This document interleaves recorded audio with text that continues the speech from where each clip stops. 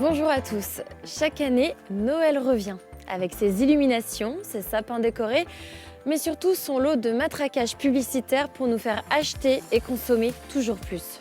Et si cette année, on changeait nos habitudes? Et si cette année, on se recentrait sur l'essentiel? La famille, les amis, des moments de partage autour d'un bon repas, des moments de qualité avec nos proches. Ce mois-ci, nous allons tout vous dire pour faire de ce Noël une fête un peu plus responsable et zéro déchet. C'est parti!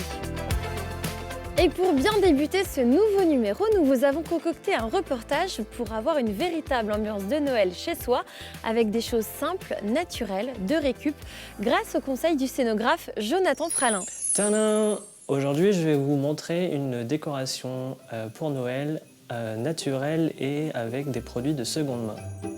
Comment faire un sapin en allant en forêt avec des petits morceaux de bois, de la ficelle, un ciseau, un petit joli tapis, récupéré chez mamie. Alors comme vous le voyez, je galère un peu à démêler cette guirlande.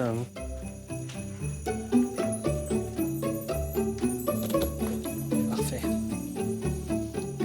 Du coup, pour faire une belle petite déco, j'ai trouvé un petit train en vide-grenier, ce qui va me permettre en fait, d'agrémenter en fait, le pied du sapin quand on pose les petits cadeaux.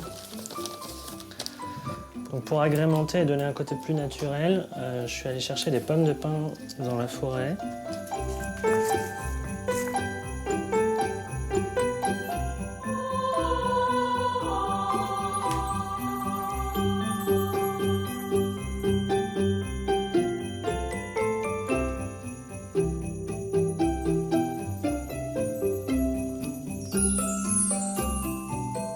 Donc là, on va s'attaquer à la décoration de la table pour recevoir pour votre dîner de Noël.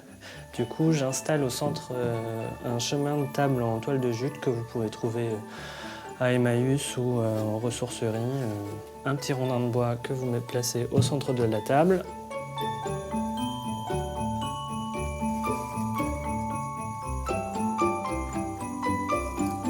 Vous mettez tout simplement les branches d'arbres dedans.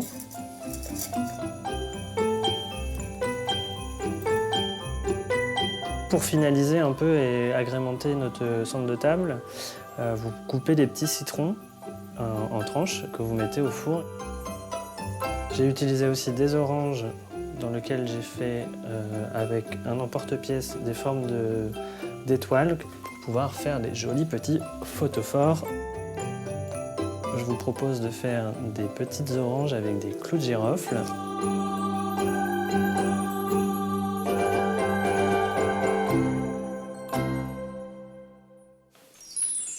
Tadam! Et voilà!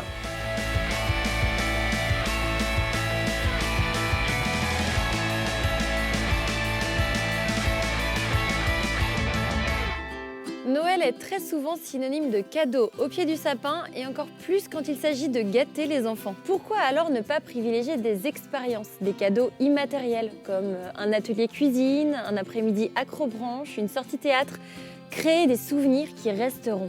Le saviez-vous, 99% des jouets ne se recyclent pas, 110 000 jouets par jour finissent à la poubelle. Tellement de jouets existent déjà, alors pourquoi acheter neuf? Juste une idée comme ça, pour Noël, acheter d'occasion? Et pourquoi pas à la ressourcerie de Lille? Allons-y!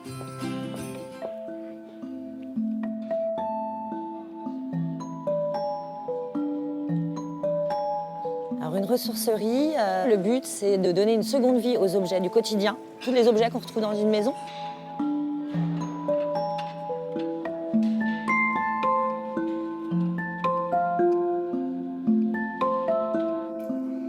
Afin d'éviter l'enfouissement ou qu'il soit brûlé et de pouvoir éviter une surconsommation des produits neufs. En fait, initialement, je venais chercher des chaises pliantes parce que j'organisais une soirée chez moi et j'en avais pas assez. Voilà, mais je viens ici au moins une fois par mois, je dirais. Les objets qu'on retrouve ici à la ressourcerie proviennent de notre comptoir de dons. On reçoit à peu près 4,5 tonnes d'objets par jour d'ouverture, plus les 6 déchetteries de Nantes Métropole où nous sommes présents. avec un camion pour aller au-devant des usagers et éviter que l'usager jette dans la benne tout venant les objets non utilisés et leur donne une seconde vie en les confiant à la ressourcerie.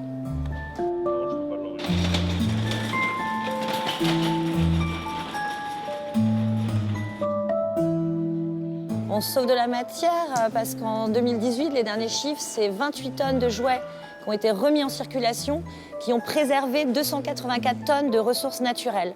Donc l'impact est positif très rapidement. On peut trouver beaucoup d'idées cadeaux, que ce soit des jouets, des livres, des objets de décoration, de la vaisselle, des objets plus insolites, un peu plus anciens ou des produits neufs. Puisqu'on a des fois on reçoit des produits en excellent état, voire même encore emballés. Il y a beaucoup de matières qui sont utilisées pour la fabrication d'un même jouet. Donc du coup, pour le recyclage, c'est très compliqué en fait. Vu que la durée de vie d'un jeu est à peu près de 8 mois pour un enfant, ça passe très vite. Donc du coup, voilà, il y a beaucoup de turnover dans les jouets, des chambres des enfants et on se retrouve avec beaucoup de jouets d'occasion sur le marché. Déjà, c'est beaucoup moins cher. Et puis après, c'est vrai que quand on a une démarche un petit peu écologique, ça permet de se sentir un petit peu mieux pour soi et pour la planète. L'achat d'occasion, ça permet également d'éviter le suremballage des jouets neufs, où on se retrouve souvent avec un emballage plastique, un emballage carton, voilà, beaucoup de choses, plus le papier cadeau. Donc c'est vrai qu'en achetant en ressourcerie, on évite ce suremballage. Et nous, on préconise même l'emballage en tissu, emballage japonais pour emballer ces cadeaux. Ah, les emballages cadeaux, une corvée ou un plaisir pour vous? Et si cette année, on s'en passait? Out les papiers cadeaux, vive les furoshiki. Non, ce n'est pas un plat japonais, suivez-moi, on vous explique tout en détail.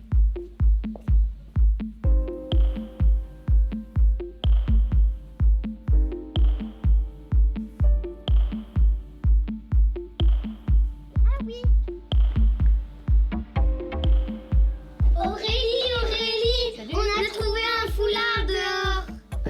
Ah, pas mal. Très joli. Eh, les filles, vous savez quoi? On va l'utiliser en furoshiki. On va emballer un cadeau. J'étais pas satisfaite des papiers cadeaux parce que ça faisait des montagnes de déchets. J'essaie bien de les réutiliser, mais c'est pas toujours esthétique. Il y a du scotch, c'est déchiré.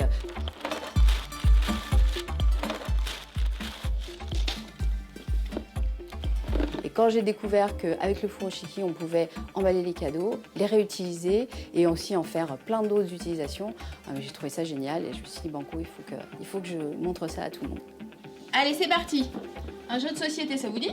Oui. Ouais. Allez, hop, alors, on met le cadeau au milieu. On va prendre la pointe du haut et la pointe du bas. Alors, vous avez vu, j'avais mis le furoshiki en losange. Et on va faire un nœud plat. Ensuite, maintenant, on prend la pointe de gauche, on la croise sur la droite et on la fait passer dans le trou. Et on serre. Ça a l'air super facile. En plus, avec le papier cadeau, parfois on galère un peu pour emballer différentes formes. Le principe du furoshiki, c'est que le contenant s'adapte au contenu, donc le tissu va épouser la forme. Donc vous pouvez utiliser n'importe quelle forme, vous allez pouvoir l'emballer avec un furoshiki. Après, tout dépendra de la taille du furoshiki qui devra correspondre à la taille du cadeau. Maintenant, on récupère les deux pointes, toi aussi, et vous refaites la même chose. Gauche. Droite sur gauche, on serre jusqu'au bout, et gauche sur droite.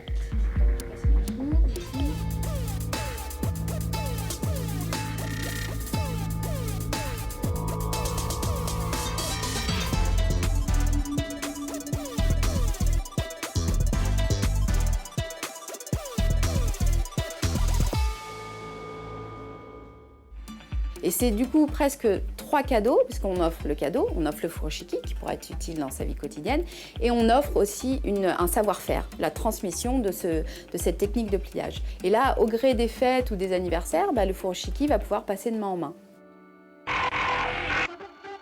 Merci les filles. Je vais devoir attendre jusqu'à Noël pour l'ouvrir.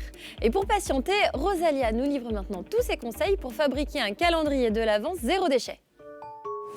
Calendrier de l'Avent, qu'est-ce que je pourrais faire comme calendrier? Calendrier de l'Avent. Ah, mais Moi, cette année, j'ai pas envie de leur donner des trucs avec de l'huile de palme, suremballé, sursucré. Un calendrier de l'Avent avec du whisky. Oh, Eureka! J'ai trouvé mon idée.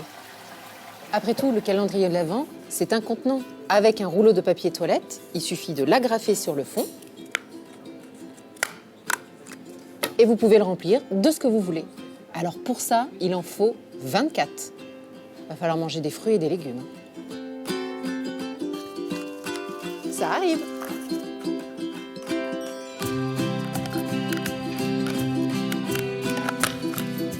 24 » Une fois que vous avez agrafé vos 24 rouleaux, il suffira de les remplir avec ce que vous voulez.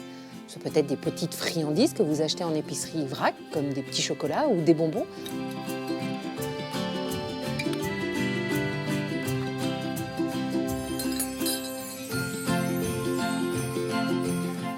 Et maintenant, on va les fermer. Une fois que vous avez rempli vos petits berlingots, il suffit de les fermer en les pliant à l'opposé de votre base et de refermer avec une agrafe.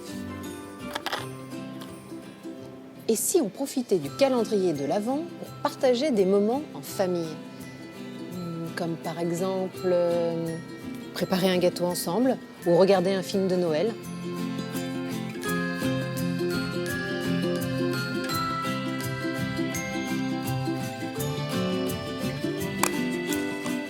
Et voilà, c'est bien, on est pas mal. Qu'est-ce que t'en penses? Ouais, on est pas mal. J'espère que cette émission vous aura inspiré, vous aura donné une multitude d'idées pour faire de ce Noël une fête plus éco-responsable. Je vous souhaite de très belles fêtes et je vous donne rendez-vous fin décembre pour le dernier numéro de l'année. Noël étant synonyme de partage et de générosité, pourquoi ne pas faire un calendrier inversé? Le principe, vous prenez une boîte et chaque jour du mois de décembre, vous y mettez un objet qui ne vous sert plus. À la fin du mois, vous donnez le tout à une association. Simple, non? Retrouvez toutes les informations de cette émission sur notre site internet et nos réseaux sociaux. À bientôt!